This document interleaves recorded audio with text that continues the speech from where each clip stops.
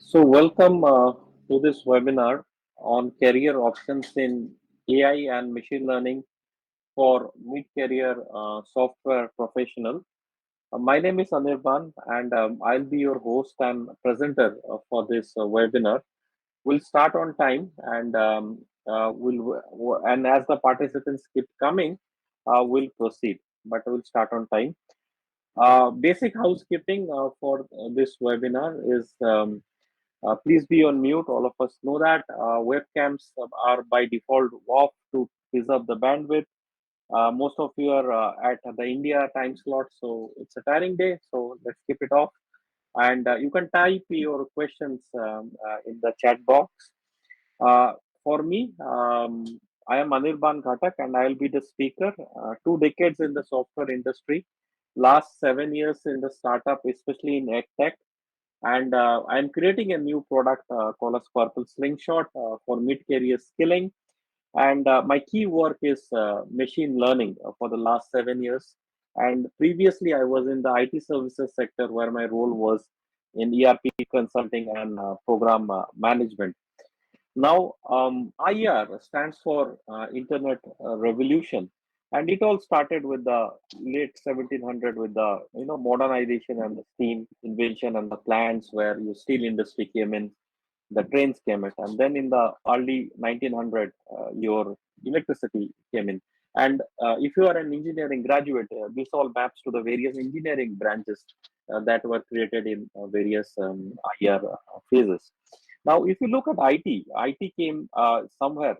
This is a typo. This is late 1990. So IT came somewhere in late 1900, and with the invention of electronics and then Moore's law coming in, which said that with every year the size of a circuit board will reduce, and that gave rise to computers eventually, and computers got introduced to innovative business models and outsourcing, and that gave rise to the IT services industry. So that went, and this period of IT services, which is IR3, is somewhere between 1990 to 2014. IR3, according to me, is at the decline by 2014 because we entered IR4, which I'll be talking in the subsequent slide. Now, IR3 was all about internet. It was all about the .com boom. All the .coms coming into the websites coming into.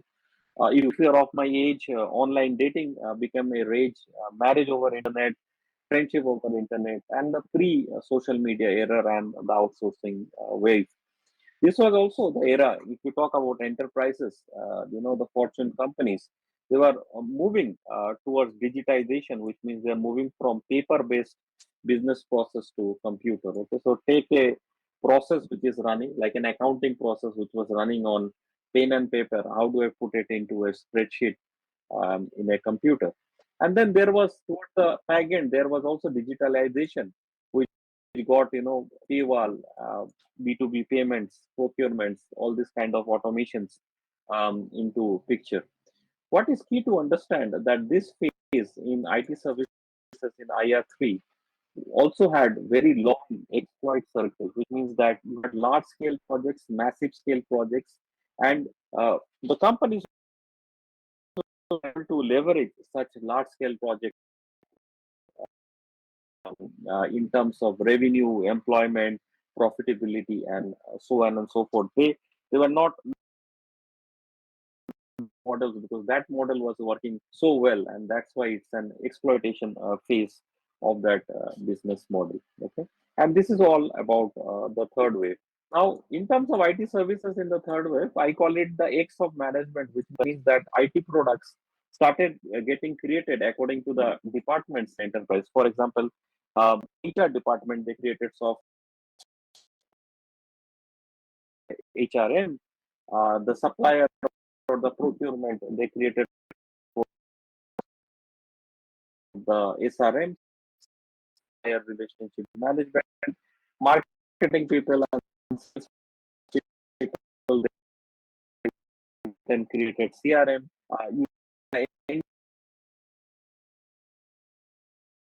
Departments talking to each especially sales and distribution, material management, inventory through ERP, right? So all this kind of modes started coming in the year changing from 16 states. The physical infrastructure, a machine moving in a factory, is might be connected to your ERP system. You're talking to yourself might be more than just connected to your internet. It might take small actions, like your survey seen what chat gpt has created. So these are all the systems of interconnected system that we are in. And needless to say that since we are in IR4, this has also impacted the customer demand and the way that we work. Now, what are the changes in 2014, which is 10 years, this last decade, according to me? And I call it the four car model. And the thing that has changed is that from digitization, which was conversion of paper-based process, the focus moved into digital transformation, right? And you can see that in this era, digital transformation became at the center of the model, not digitization, digital transformation. And everything like strategy, your business value creation, the culture, and the independent innovative team. It was previously to be a large scale team, right? On-site, offshore. Now, as you all of you know, there are small scale digital team, and it is driven by innovation, not just scale. So what are the summary of things that are happening if you look at a very a wide level in terms of the business model? Is that digital transformation is at the center, not digitization or conversion of paper-based process and automating them. And then this era is also an era which we call a strategic ambidexterity. Ambidexterity, this word means someone who can work with both hands, right hand and left hand. So in the prior phase, we were just exploiting the market, because the phase was very long. We were reaping the benefits. Here, a company to sustain, they have to do both. They have to do traditional work also, which means automating processes and doing the traditional work. But they also has to be innovative and adaptive, else they can get disrupted. This phase also gave rise to system of intelligence. The prior phase was all based on databases and data warehouses, which all of you know are the system of record. But this time we also had the system of records. It was not replaced. But since there is an advancement of data, and data gave rise to a lot of technical things which could be developed over data, example, machine learning and AI, there was a demand for system of intelligence. There was also a rise of a platform ecosystem or economies of scale at the demand side, which means a platform model is commonly seen in e-commerce, where all players, or you can go and find a lot of suppliers selling something, or you can go to an aggregator site. So this model was new, and this model is not economies of scale at supply side, which means you are doing cost optimization. This was more about aggregation of the demand. Collection of too many movies into one platform, a OTT platform, is another example of platform ecosystem. Now these things are totally new to the enterprise now. They started happening at the app level, at the consumer level, but now the enterprise have also got affected by it. Prior era in IRT for IT services was an era of closed source. Now it is all about community building. Why? Because you need to have the economies of scale, not only at cost, but also at the demand side. And you can only do when you have a very big team working for you, and they're committed towards the vision. And open source often gives you, if you're able to create that community thing. Okay, now I've talked 7 8 minutes about the model. So before I talk further on the model and what are the changes, it would be keen to answer a common misconception that people have while reskilling, especially mid-career, because my entire webinar and whatever content I create is not for entry level; it's for mid-career professional. And so, what are the misconceptions that I have seen that mid-career IT professionals have when they're trying to skill in artificial intelligence and machine learning? I broadly classify them into three areas, and the most frequently occurring misconception that I have seen is that mid-career IT professionals, because they are new to this role, and the media and the internet is filled with the offerings which are there for data scientists. They confuse their skilling journey with that of a data scientist. Now, a data scientist, it sounds like a very senior role, but is predominantly a project role and often an entry role. So this maps to a software engineer in our days of IT services. So you have a entry level data scientist or a junior data scientist, then you have a senior data scientist, and you have a principal data scientist, which typically ends at 10 years of experience. So it's fundamentally a project role, and it's 100% billable role who are supposed to work on the project. Now, I assume that all of you are attending this webinar have more than 15 years of experience. And a data scientist role is not the apt role for you to target because you are too senior for that role. And since the demand is there for the data scientist role, all the material and the artifacts that you see in the internet is on the data scientist role. And since the start itself is misaligned, this gives rise to a lot of challenges in terms of skilling at mid-career. Like, I need to learn Python. I need to start coding again because, and coding with, data structure and stuff like that, which actually isn't needed at your role as a mid-career IT and software professional. Then there is a lot of videos and articles created on linear algebra. Of course, linear algebra is needed if you want to work at a project level, especially of that of a data scientist role. You can't do without that. But if you are a senior person, then you don't need to know so much of linear algebra. You need to know the working model of AI and machine learning. There is also a strong propagation of working in product company with the concept that these things work only in product company. That is also not true, because a lot of enterprises, as you know, they have already adopted AI and ML. They are already in their journey. So it is not right to say that only product companies have projects or opportunities in AI and ML. So this is the misconcept, and this is because of the misalignment with the role. The other thing that I have seen is that there is a comparison with the prior era of skilling. Now, how we used to skill in the era of say 2010, which is for 14 years, prior. So we used to go sit in a training room for 3 days, 4 days. There used to be exam. We used to do coding. We used to do theory. One trainer used to come, start at 9, leave at 6, and in 3 days you know the tech stack at least at a basic level or an intermediate level. You can't do that here because this is not a mature thing. This is not 100% tech. When we were scaling, say in 2010, we are getting skill on a particular technology.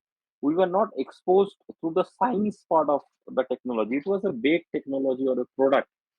Okay, but now here in AI and ML, it is always a moving target, and things are in research, which I am calling as science, and that research moves into technology, and this is a constant iterative cycle.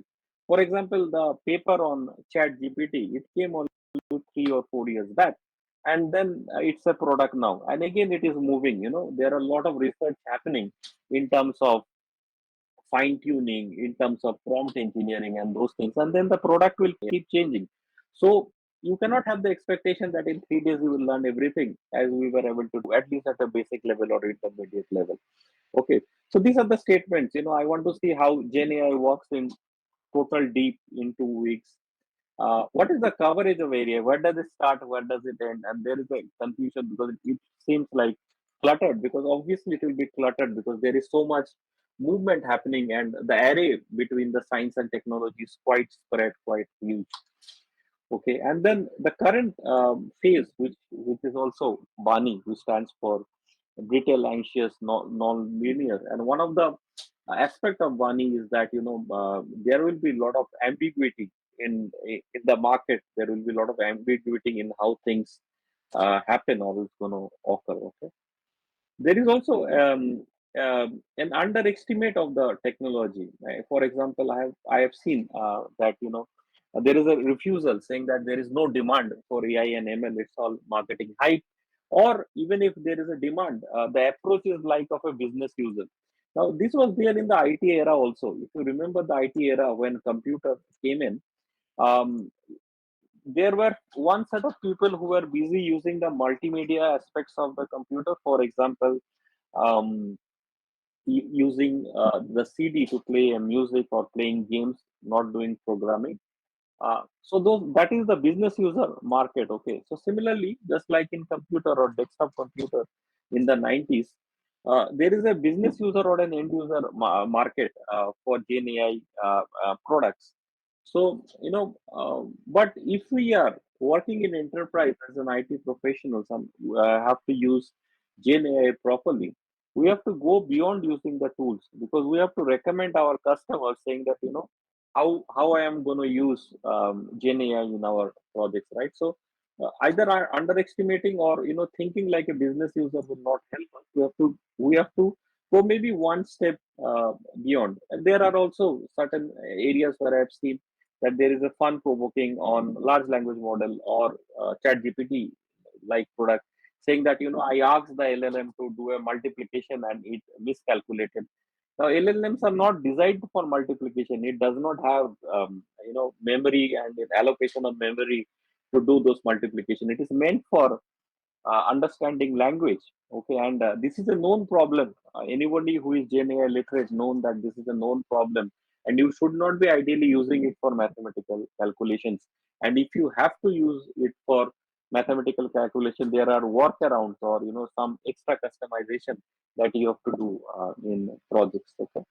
So what is the solution? What is the right part? Now that I've told the three categories of problem or the misconceptions that are there, I think the first step is that you get the right Gen AI and learning literacy which is needed for senior professionals at your role, rather than either completely ignoring it or trying to do it for a different role like a data scientist or trying to do it very fast, like in a week. So I think the first step is to get the Gen AI literacy for your right role. Another question that I am asked is that what could be the career pathway um, uh, beyond since we are in IR 4, how do I leverage this, at least the foundational knowledge, assuming I get the foundational knowledge in Gen AI and machine learning from somewhere? How do I leverage it? What are the options? Is there any framework? So if you read my newsletters, I've given few use cases and models of transitions.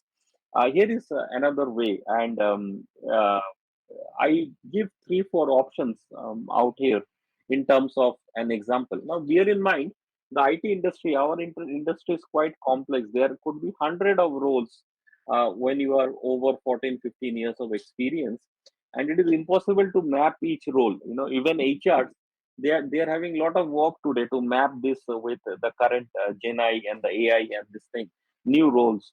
And to add to their problem, like I said, that there is a science technology boundary. It's never static. By the time there is a career track fixed, everything might change again, right? So at a broad level, I can give you certain ideas or strategies that how you can go about, and I'll talk about 4 types of movements that you can do.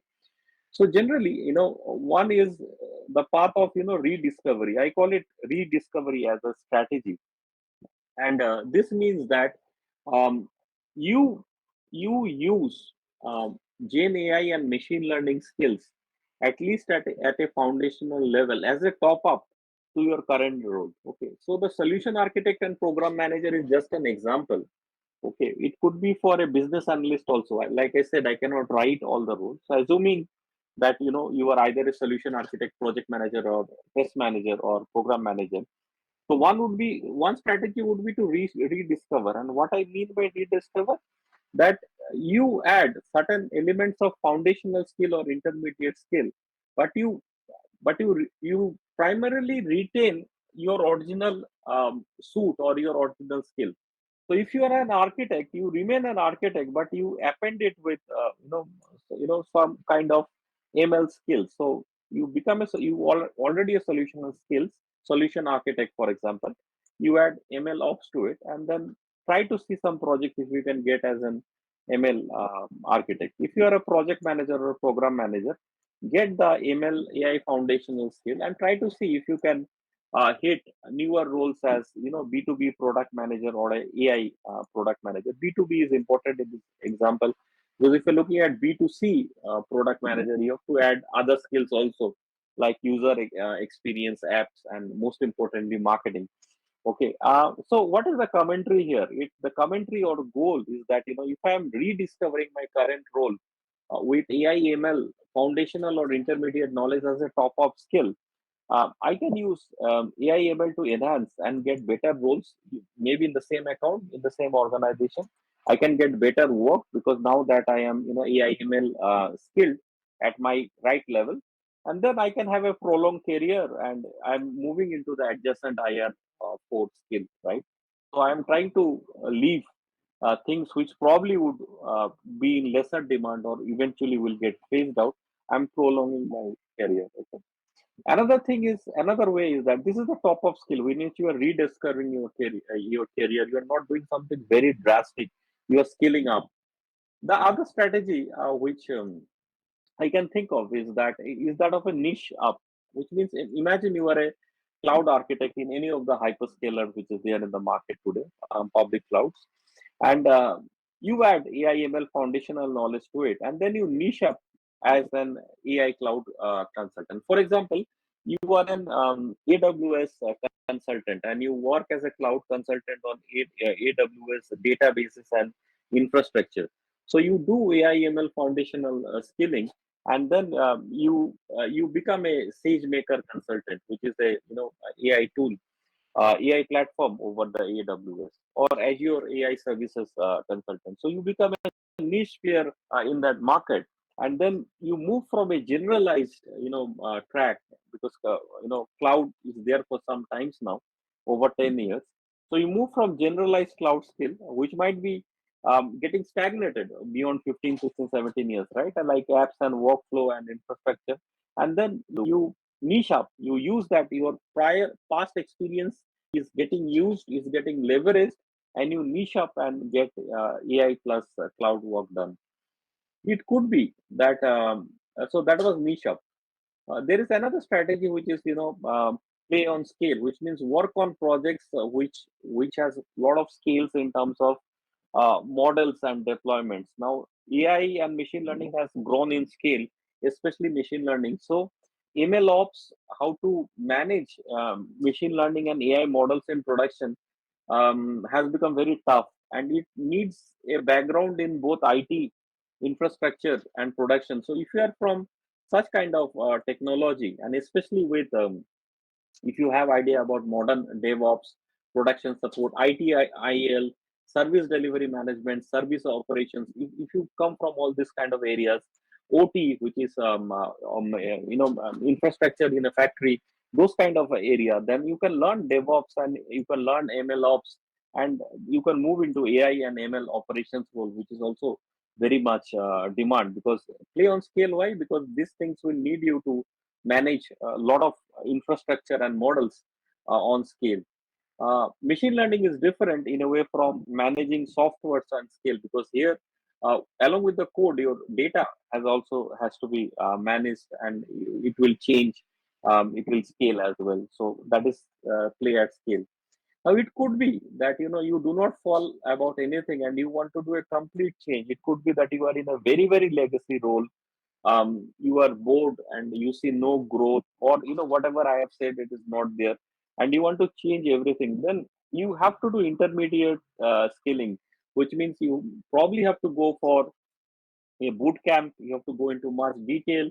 You have to go for a degree, and then you use that degree, boot camp, and that credibility that you have got to move into and do a complete transition into a new role. Why I've given sales? Because sales is very lucrative. Also, it's very much possible if you have 15 years of experience and you get some intermediate knowledge and an advanced degree, and then you try to move into sales. Um, yeah, certain roles, irrespective of whether you are doing AI or ML skilling, it needs past experience. For example, if you are not in a solution architect background, just doing And AI ML course will not move you as an AI architect, because you might know AI from that course, but you also need a past demonstrated history of solution architecture, which might not be there in your profile, right? Okay, so I'm moving towards the second part of this webinar, and this slide says that irrespective of what role you are doing in the industry, I call it the 3A. Gen AI is already moving and is already adding value to all the areas. So generally, if you're in the IT industry, now you would be either working in applications, you would be working in databases, data warehouses, data analytics, BI reporting. I'm calling it analytics in this slide. Or you could be in RPA, you could be in automation, like workflow management, and then RPA, chatbots, those kind of area, or apps. In each of these area, the ISVs or the companies who are writing their products have already added some components of Gen AI, right? So, for example, if you look at application, Gen AI is already allowing end users to use English to fetch queries or enter data.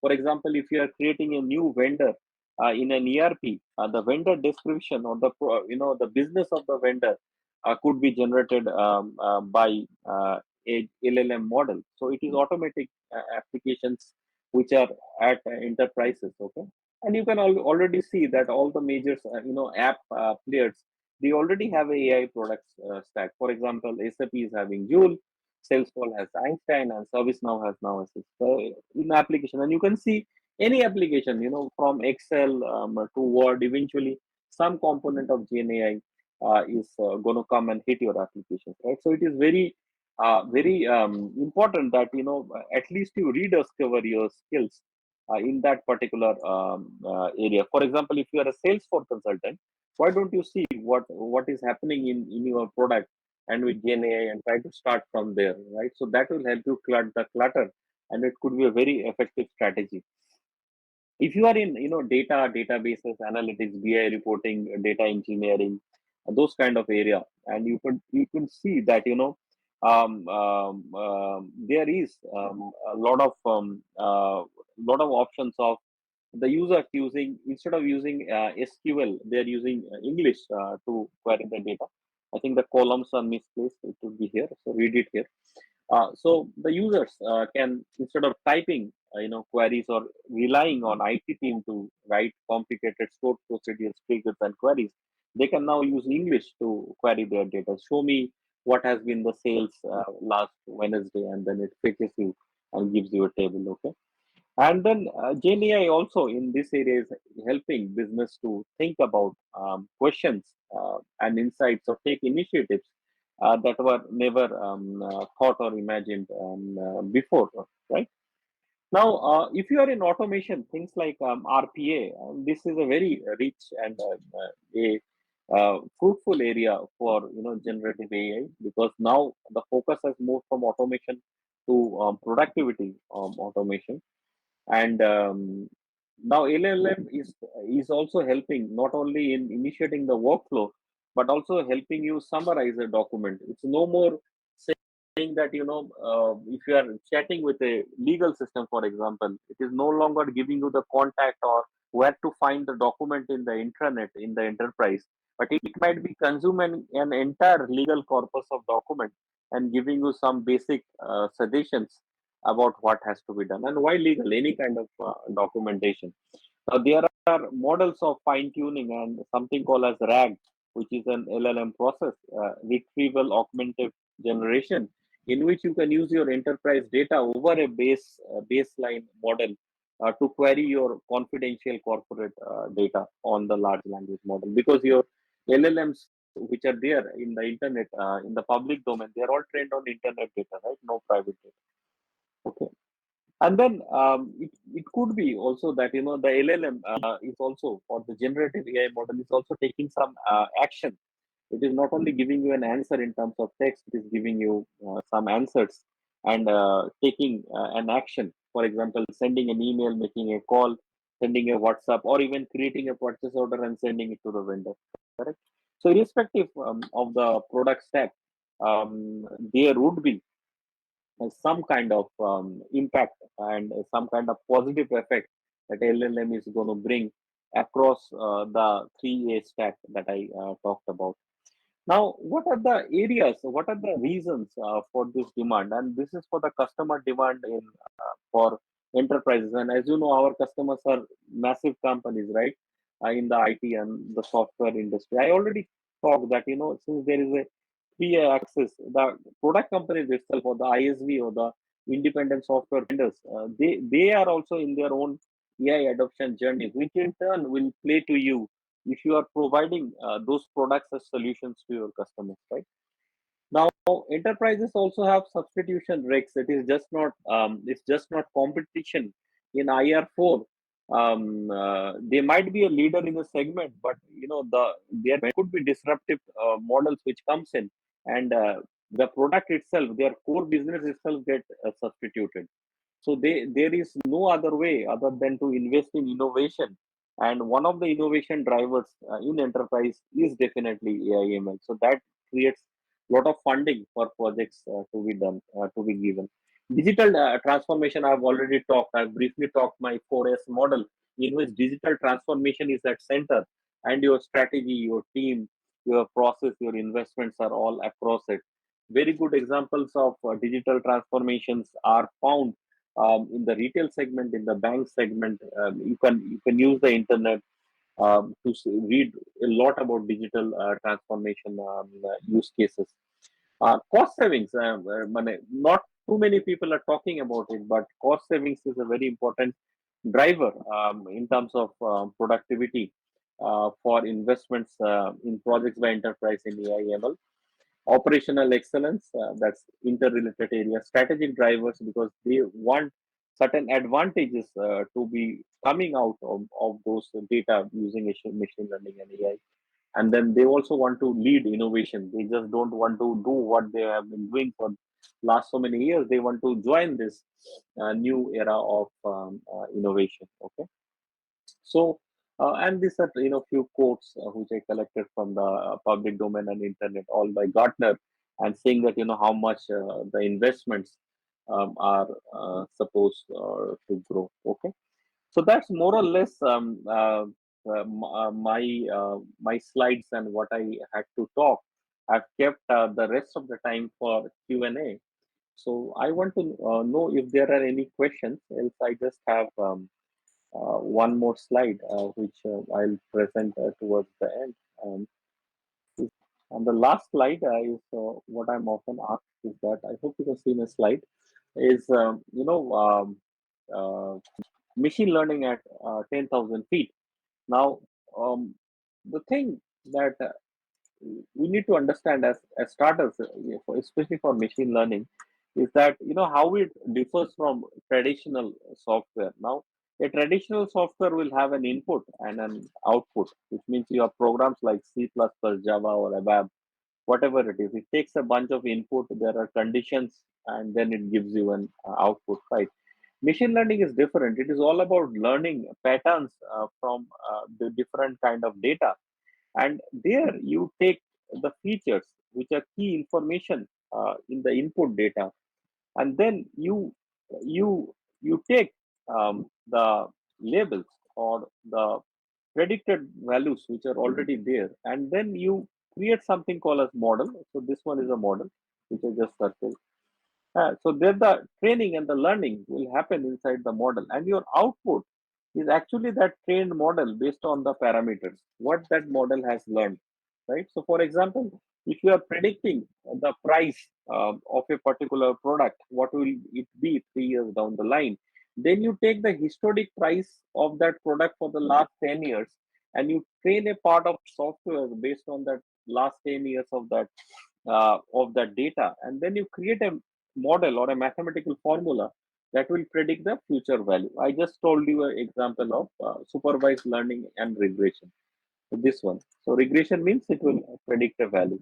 So machine learning again generally into three wide areas. Supervised learning, in which the data is given with the right answers from the past. unsupervised, you also have data, but the past values or the labels are not given. And reinforcement learning is a reward based system in which you train a mathematical model by giving a reward or a penalty so that it learns decision making. And these are all the algorithms which are at the back end. Okay, and some of it, if you're going for an AI ML literacy, you can go ahead and learn some of it. Okay, but like I said, you are not targeting a data scientist role. So primarily, your first step should be to get to get awareness on or having at least the basic foundational skill in both AI and generative AI. Okay, so I think that was all from my side in terms of this webinar, especially with the skilling strategy, those four skilling strategy, and what are the common mistakes that are made while you're trying to skill up. So thank you so much for joining. And in case you're looking for more information, you can ping me directly on LinkedIn, or you can join my newsletter. And my newsletter is at purpleslingshot.substack.com. And you can get regular updates and information and content that I post. Thank you so much. And all of you have a wonderful evening or a wonderful day ahead from wherever you might have joined. Thank you so much, and I'll catch up with you in the next webinar. Until then, bye bye.